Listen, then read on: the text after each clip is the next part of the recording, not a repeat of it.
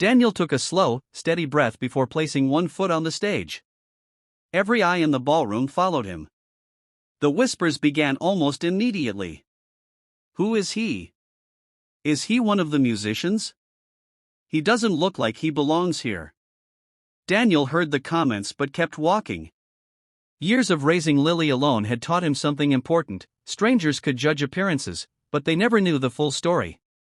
Victoria Sterling folded her arms with quiet curiosity. Unlike the others, she wasn't smiling at him. She studied the calm expression on his face, wondering why a man dressed so simply looked completely unafraid of the grand piano before him. The host approached with a microphone. "Sir, may we have your name?" "Daniel Carter." "And are you a professional pianist?" Daniel smiled modestly. "No. I repair pianos." The audience exchanged amused glances. A few people laughed softly. "A piano repairman," one guest whispered. "This should be interesting." Daniel ignored the laughter. Instead, he turned toward Lily, who stood near the front row with both hands clasped together. "You've got this, Dad," she whispered with a bright smile. Those 4 words meant more to him than applause from 1,000 strangers. As Daniel reached the piano, he gently ran his fingertips across the polished wood. It felt familiar, like greeting an old friend after many years apart. He quietly lifted the keyboard cover and examined the ivory keys. Without pressing a single note, he could already tell the instrument had been maintained with exceptional care. "Beautiful," he murmured. Victoria noticed the way he inspected the piano. It wasn't the behavior of an amateur. It was someone who deeply respected the instrument. She stepped closer. "You really repair pianos?" Daniel nodded. "Every week." "And Chopin?" A gentle smile crossed his face. "He was my teacher, though only through his music." Victoria's expression changed. There was sincerity in his voice that couldn't be faked. Daniel adjusted the piano bench and sat down. He closed his eyes for a brief moment. Images flooded his mind, his late wife smiling as she listened to him practice, little Lily falling asleep beside the piano as a toddler, and the difficult years after tragedy forced him to sell his concert piano to pay hospital bills. For a long time, he believed that chapter of his life had ended forever. Tonight, for the first time in years, he allowed himself to remember not the pain, but the joy music had once given him. The ballroom became completely silent. Even the waiters stopped moving. Daniel slowly lifted his hands above the keys. His fingers hovered for a heartbeat. Then, with a touch so gentle it was almost like a whisper, he played the very first note of Chopin. The sound filled the room with warmth and emotion, and before the melody had even reached its second phrase, Victoria's confident smile disappeared.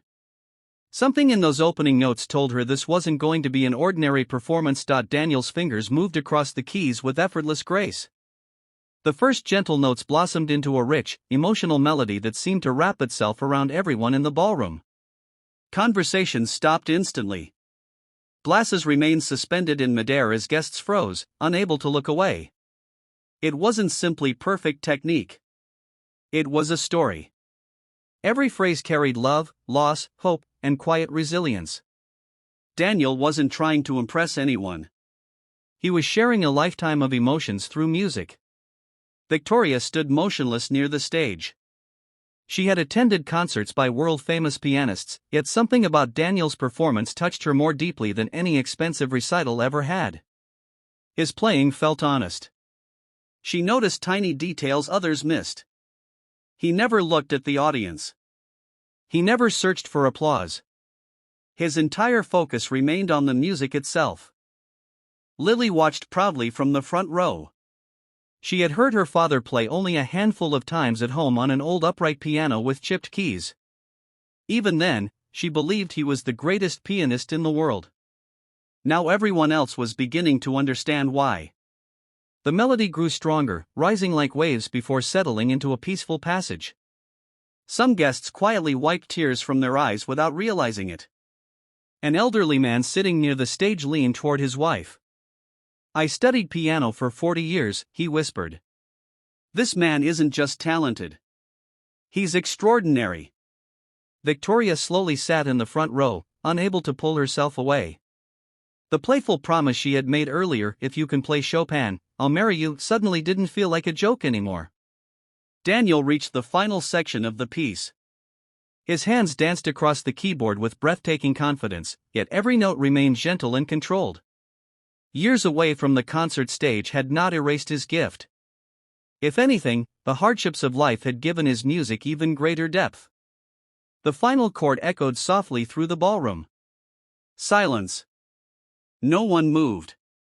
For several long seconds, the room remained completely still, as though everyone feared that clapping would break the magic they had just experienced.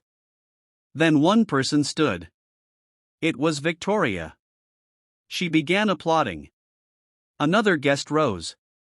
Then another. Within moments, the entire ballroom was on its feet, giving Daniel a thunderous standing ovation. The applause seemed endless. Daniel stood quietly and bowed his head with humility.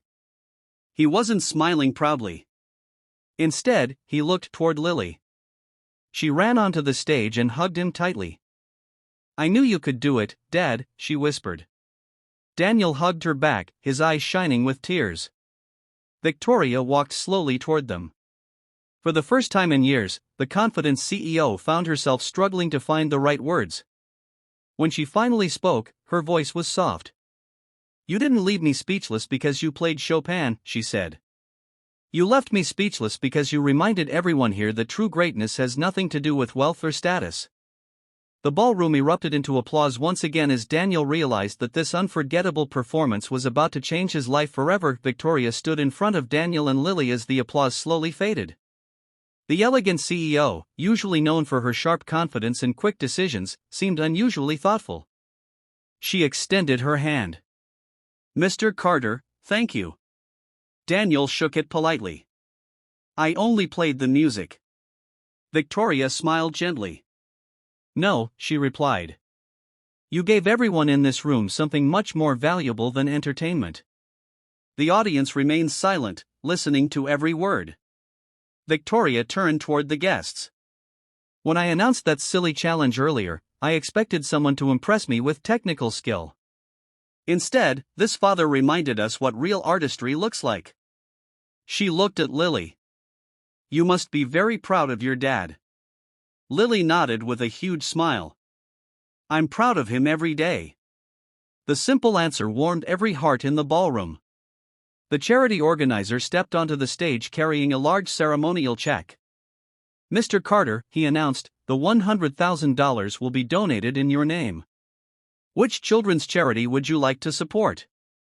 Daniel didn't answer immediately. Instead, he looked at Lily. She whispered, "The music school, Dad." Daniel smiled. "There is a small community music school on the east side of the city. Many children there can't afford lessons or instruments. I'd like the donation to help them." The audience applauded again. Victoria's eyes softened. Even now, she thought, he's thinking about other children instead of himself. After the ceremony ended, guests gathered around Daniel. Some wanted photos. Others asked where he had studied piano. A famous conductor even handed him a business card and invited him to perform at an upcoming charity concert. Daniel thanked everyone with quiet humility, never acting as though he deserved special attention. Later that evening, Victoria found Daniel and Lily standing alone on the hotel balcony overlooking the city lights. "I owe you an apology," she admitted. Daniel looked surprised. "For what?" "I made a joke about marrying whoever could play Chopin. I didn't realize someone would remind me what genuine character looks like." Daniel chuckled softly. "I wasn't here to win a joke." "I know." For a moment, neither of them spoke. Finally, Victoria asked, "If you were this talented, why did you stop performing?" Daniel looked out over the city. "My wife became seriously ill years ago.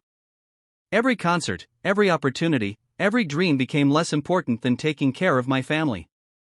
After she passed away, Lily became my whole world." Victoria glanced at Lily, who was quietly watching the lights below. "You never regretted that choice?" Not for a second, Daniel answered. Careers can be rebuilt. Time with the people you love cannot. Those words struck Victoria more deeply than any speech she had ever heard in a boardroom. For years she had measured success by profits, awards, and magazine covers. Yet the happiest man she had met in a long time owned none of those things. As Daniel and Lily prepared to leave, Victoria called after them. Mr. Carter. Daniel turned. The promise I made on stage was meant as a joke, she said with a warm smile. But I truly hope this isn't the last time we meet. Daniel smiled politely. I'd like that. Hand in hand, Daniel and Lily walked out of the ballroom into the cool evening air, unaware that this chance meeting had marked the beginning of a remarkable new chapter in all of their lives, a story where music, kindness, and courage would bring their worlds together in ways none of them could yet imagine.